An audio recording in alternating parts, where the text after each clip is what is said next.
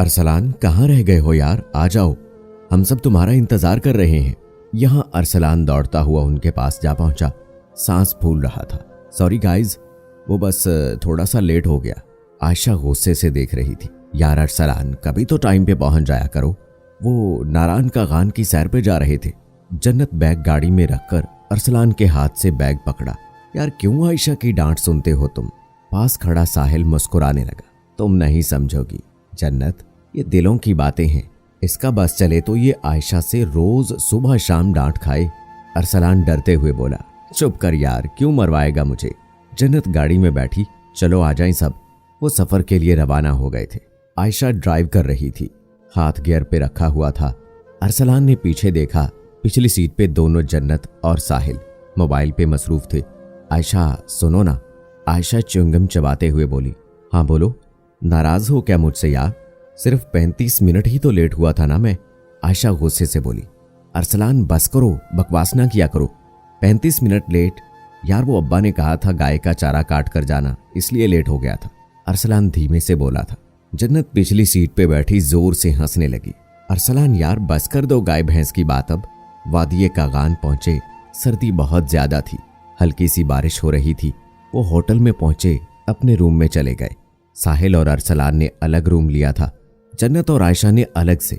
जन्नत आयशा से कहने लगी, यार ना डांटा करो बेचारे को, कितना क्यूट सा तो है। जब बात करता है तो कितना प्यारा लगता है। तुम हर वक्त उस पर गुस्सा करती रहती हो। आयशा जन्नत की तरफ देखने लगी। खैर तो है ना? बड़ा तरसा रहा है उस पे आज तुमको? जन्नत नजरें चुरा कर बोली। नहीं यार, मैं तो बस ऐसे ही। कमरे में चले गए, सामान वगैरह रखा। अरसलान अपने कमरे में बैठा बड़े बेड पे लेट गया। यार कितना आरामदेह गद्दा है, कितना नरम है ना। बस मुझे जब जॉब मिली तो ऐसा ही मैट्रेस लेकर आऊंगा अपने लिए। साहिल मोबाइल यूज करते हुए बोला। तू अपनी मर्जी से सांस नहीं ले सकता, मैट्रेस कहाँ से लेगा? वो तुम्हारी आयशा, जो वो चाहेगी तुम वही करोगे ना? अरसलान मुस्कुराने लगा। यार आयशा मेरी जिंदगी है, वो कहे तो मर जाऊं, वो कहे तो जी उठूं। साहिल कान से हेडफोन उतारकर, चलो यार भूख लग रही है, खाना खा लेते हैं। बड़ा आशिक। वो होटल के रेस्टोरेंट गए, खाना खाया। रात हो चुकी थी, हर तरफ अंधेरा फैल चुका था। आयशा और जन्नत होटल के सामने बड़े से गार्डन में बैठे हुए थे। साहिल कमरे में चला गया। आयशा और अरसलान पास खड़े थे।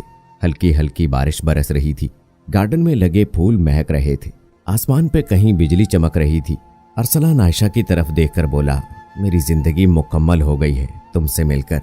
तुमको चाहकर, तुम्हारा प्यार, तुम्हारा साथ मेरे पास है ना, तो यकीन करो मैं दुनिया की हर ताकत से लड़ जाऊंगा। आयशा ने एक उदास लहजे में कहा। मैं कब तक झूठ बोलती रहूं पापा से? यूनिवर्सिटी खत्म हुए 3 महीने गुजर गए हैं, लेकिन अभी तक तुमको जॉब नहीं मिल रही। जल्दी कुछ करो। अरसलान ने आयशा का हाथ पकड़ा। आयशा, क्या तुमको अपना बनाने के लिए जॉब का होना जरूरी है? मुझे अपनी मोहब्बत का सौदा जॉब से करना होगा। आयशा, पिछले 3 साल से हम एक साथ हैं, रिलेशन में हैं। मैं जो भी हूँ, जैसा भी हूँ, तुम्हारे सामने हूँ। आयशा, मैं आप लोगों की तरह अमीर नहीं हूँ, किसान का बेटा हूँ, और यहाँ किसी गरीब को जॉब मिलना आसान काम नहीं है। जन्नत वो दूर बैठी दोनों को देख रही थी। आयशा गुस्से में बोली, देखो अरसलान, जब तक तुम कोई अच्छी सी जॉब नहीं कर लेते, मेरे पापा कभी भी शादी के लिए नहीं मानेंगे। अरसलान पीछे से बाहों में भरकर, छोड़ ना मेरी जान ये सब बातें। देख मौसम कितना सुहाना, महसूस करो बारिश के गिरते हुए एक एक कतरे को। आयशा ने अरसलान के बाजू पे अपना हाथ रखा। अरसलान, बहुत प्यार करती हूँ तुमसे। अरसलान आयशा के सर पे बोसा करते हुए बोला। अरसलान भी तो बहुत प्यार करता है ना अपनी आयशा से। इतने में जन्नत उनके पास आई। अगर लैला मजनू का प्यार खत्म हो गया हो तो चलें अब। रात के 2 बज रहे थे, सुबह हमको पहाड़ों पे जाना है। गुड नाइट बोलकर वो अपने कमरों में चले गए। सुबह वो वहां बर्फ से ढकी हुई पहाड़ों की जानिब जा रहे थे। सर्दी बहुत ज्यादा थी। वो चलते हुए जा रहे थे। आयशा और साहिल मोबाइल ये फोटोज बना रहे थे। जन्नत अरसलान के साथ चल रही थी। अरसलान, क्या कहती है आयशा शादी बारे? अरसलान अफसरदा सा होकर, जन्नत यार, वो कहती है जब तक जॉब नहीं मिलती पापा शादी के लिए नहीं राजी होंगे। जन्नत, मैं कोशिश कर रहा हूं ना जॉब के लिए, लेकिन क्या करूं, जॉब मिल नहीं रही। रिश्वत देने के लिए अब्बा के पास पैसे नहीं, और सिफारिश के लिए मेरा कोई जानने वाला नहीं। जन्नत ने हौसला दिया। चलो कोई बात नहीं, उदास ना हो, सब ठीक होगा। और हाँ, हम ये आखिरी बार घूमने आए हैं एक साथ, तुमको पता है मैं और आयशा झूठ बोल कर आई हैं, बहुत मुश्किल से। आयशा के साथ वक्त गुजारो, अपनी शादी के बारे सोचो दोनों। वो बुलंद पहाड़ पे थे, तेज हवा थी, सर्दी बहुत ज्यादा थी कि अचानक से अरसलान को फोन आया। फोन सुनते ही हाथ से मोबाइल गिर गया। अरसलान खामोश सा हो गया। साहिल अरसलान के पास आया। क्या हुआ तुमको अरसलान? उसकी आंख से आंसू टपका। मेरे बाबा की मौत हो गई, मुझे वापस जाना है। सब उदास थे। अचानक से क्या हुआ अरसलान के बाबा को? अपना सफर अधूरा छोड़कर वापस आ गए।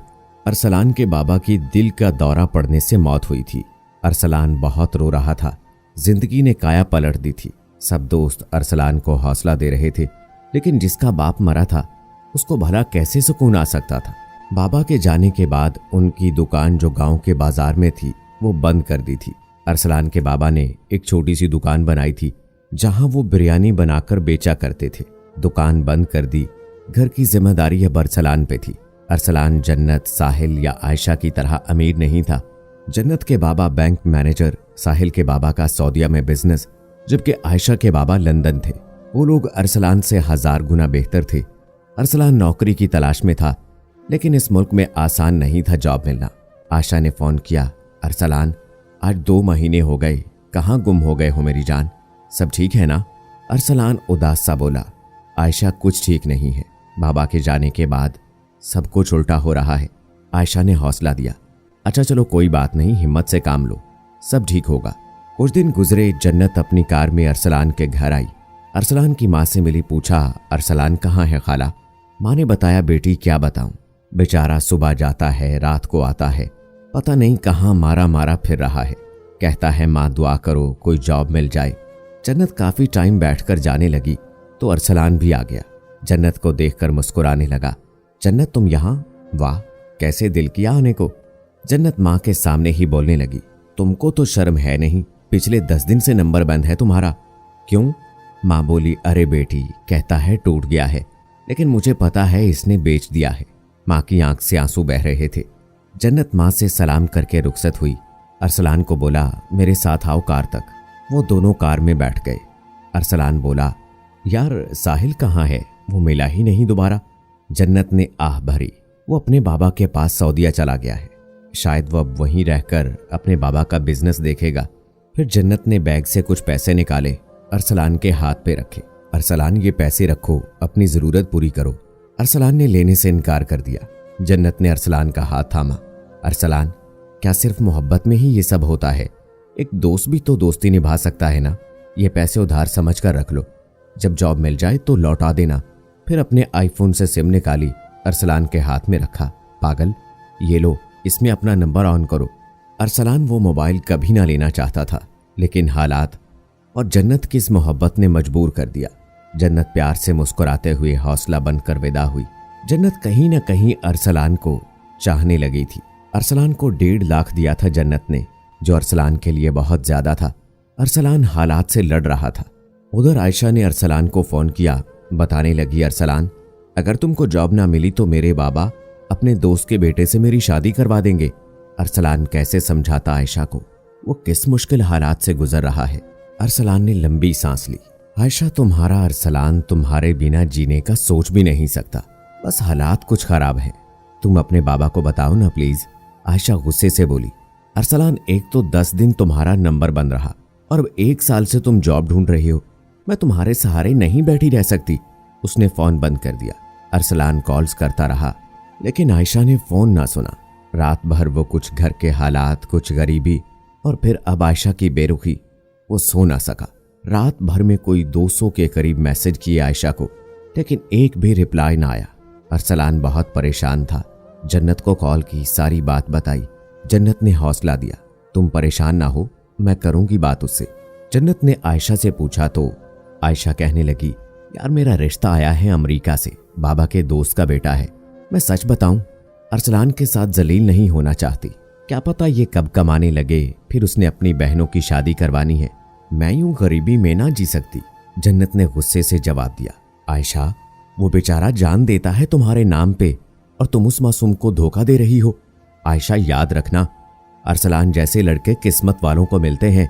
तुम उसे खोकर उसे पाने के लिए तरसोगी। और याद रखना तब वक्त गुजर चुका होगा। आयशा मुस्कुराने लगी। जो फोन भी दोस्त की भीख का इस्तेमाल करता हो वो क्या खाक खुश रखेगा मुझे। आयशा ने जन्नत पे तंज की थी। फोन बंद हुआ। जन्नत को बहुत गुस्सा था आयशा पे। बेचारा अरसलान पहले कितनी मुश्किल में है और अब ये कमीनी उससे खेल कर उसे रुलाने वाली है। खैर कुछ दिन गुजरे। आयशा की आखिरी कॉल थी। अरसलान, अपना ख्याल रखना, मैं लंदन जा रही हूँ बाबा के पास, मेरी शादी है वहाँ, माफ करना मुझे, अपना ख्याल रखना। वो एयरपोर्ट से बात कर रही थी। इससे पहले अरसलान कुछ कहता आयशा ने कॉल बंद की, सिम निकाल कर तोड़ दी। अरसलान रोने लगा। मुझे कुछ दिनों से लग रहा था कुछ बुरा होने वाला है। बहुत रोया, बार बार फोन में लाता रहा, लेकिन आयशा का नंबर बंद जा रहा था। वो भी बेवफा छोड़कर जा चुकी थी। हार गया था अरसलान। उसने खुदकशी की कोशिश की, लेकिन छोटी बहन ने देख लिया। नस कटी हुई, बेहोश पड़ा। अस्पताल ले गए, अल्लाह ने जिंदगी दे दी। जन्नत अस्पताल मिलने आई। माँ बहन सब पास खड़े थे। जन्नत ने अरसलान के मुंह पर थप्पड़ मारा। शर्म नहीं आई ये हरकत करते हुए? अरसलान की नजरें झुक गई। मेरी आंख में आंख डालकर बात करो अरसलान, क्या कसूर है तुम्हारी माँ का? तुमको मरने ही देना चाहिए था। अरसलान की बहन पास खड़ी रोने लगी। जन्नत ने बहन को सीने से लगाया, हौसला दिया, अस्पताल का बिल अदा किया और अपनी कार में घर ले आई। जब अरसलान हार चुका था तब जन्नत ने हाथ थामा। अरसलान से कहा, अरसलान छोड़ो जॉब को, चलो अपने बाबा की दुकान खोलो, बिरयानी की दुकान। बिरयानी मैं बनाऊंगी, तुम बेचना। अरसलान ने जन्नत की तरफ देखा। लेकिन तुम क्यों जन्नत? जन्नत ने नजरें चुराकर धीमे लहजे में कहा, अरसलान शादी करोगे मुझसे? ये कहकर आंसू बहाते हुए बोली, अरसलान इनकार न करना। अरसलान को यकीन नहीं हो रहा था। जन्नत रह लोगी इस घर में? जन्नत मुस्कुराने लगी। जिस घर में तुम हो वो घर जन्नत है। जन्नत के बाबा नेक दिल इंसान थे।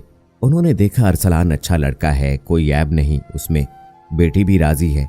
रिश्ता हुआ और देखते ही देखते जन्नत अरसलान की हमसफर बन गई। अरसलान बहुत खुश था।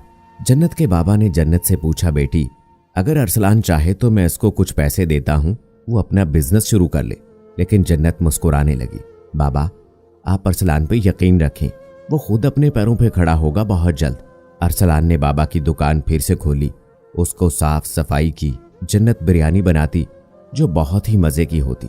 अरसलान बिरयानी बेचने लगा। बिरयानी का टेस्ट बहुत अच्छा था, लोग पसंद करने लगे। जन्नत कार, बड़ा घर, एसी वाला कमरा छोड़कर एक अच्छी हमसफर बनकर साथ निभा रही थी।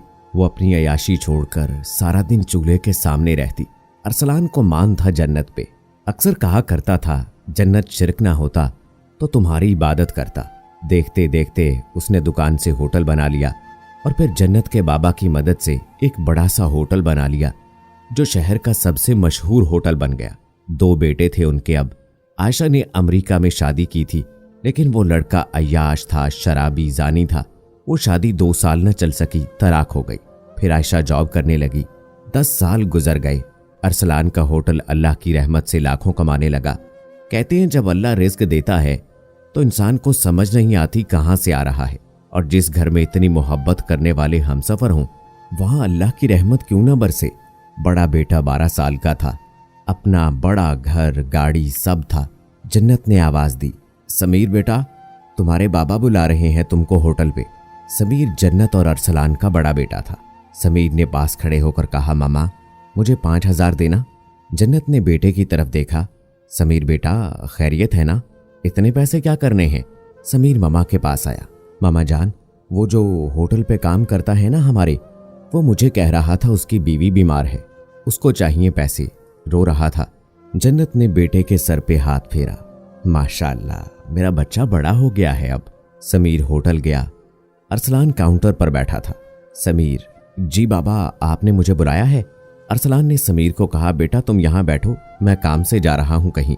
अरसलान जाने लगा कि एक औरत बुर्का पहने 2 बच्चों के साथ एक 50 साल के शख्स के साथ होटल में दाखिल हुई। वो टेबल पर बैठ गए। एसी चल रहा था। अंदर से होटल बहुत खूबसूरत था। अरसलान बाहर चला गया। उन लोगों ने खाना ऑर्डर किया। खाना खा रहे थे कि जन्नत खुद होटल आ गई। एक वेटर ने सलाम किया, मैडम खैरियत है ना? आप यहाँ? साहब तो काम से गए हैं। जन्नत ने सबसे कहा, सफाई का ख्याल रखें, एक टीम चेकिंग के लिए आ रही है।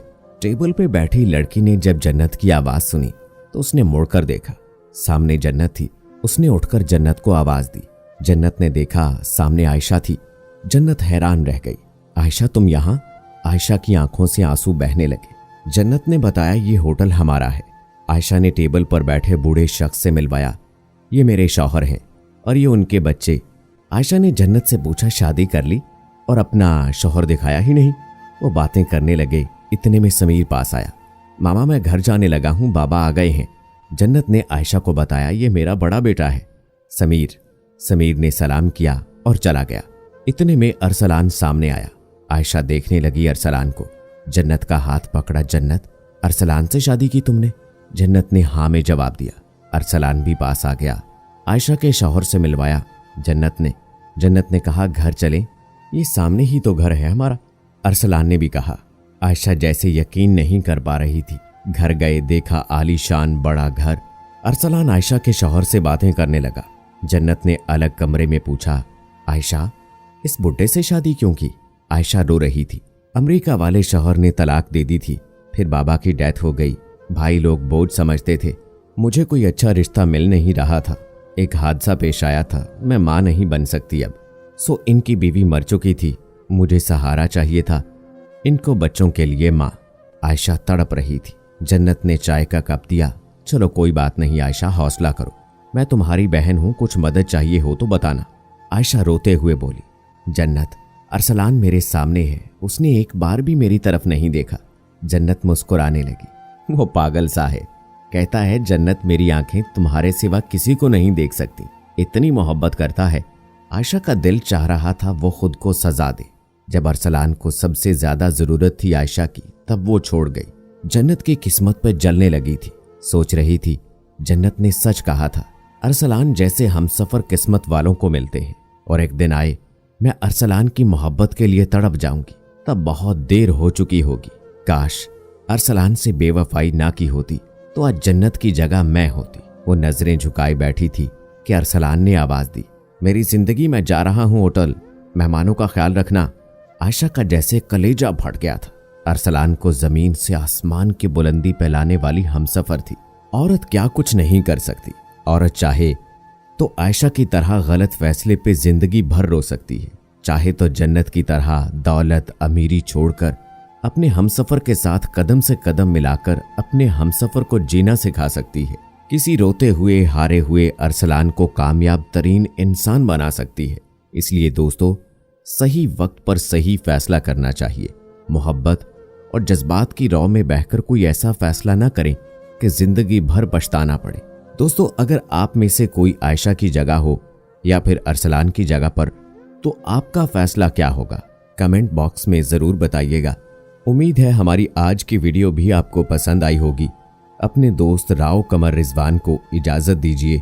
अल्लाह हाफिज।